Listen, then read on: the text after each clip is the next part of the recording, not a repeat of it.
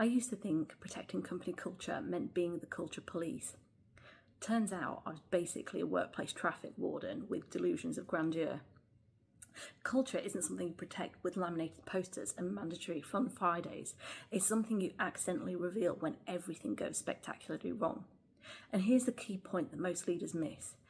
Your team learns more about your values from watching you have a meltdown than from any inspirational you've ever shared. Picture this beautiful British disaster. Your project just missed its deadline by roughly forever. What's your first move? Is it option A? Fire off panicked Teams messages to the entire team at 11:49 p.m. because apparently sleep is for people without spreadsheets to fix.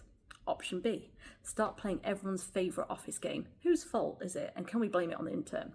Or option C, take a deep breath and resist the urge to become a human stress ball and actually demonstrate the calm. We've got this energy you claim you want from everyone else. Because here's what's actually happening in that moment. Your team isn't frantically refreshing their emails for updates.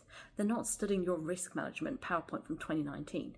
They're watching you like you're the final episode of their favourite Apple TV series.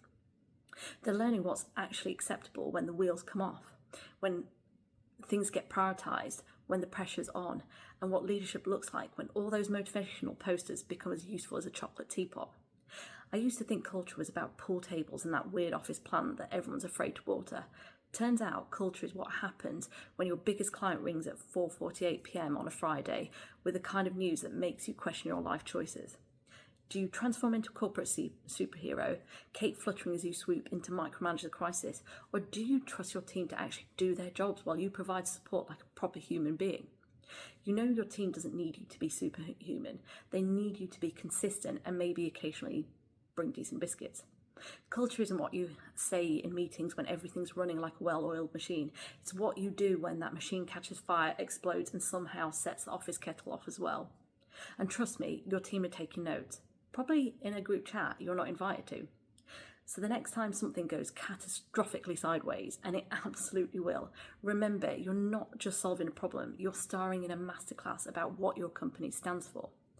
Try not to make it a comedy of errors, or do. Sometimes those are the most memorable lessons.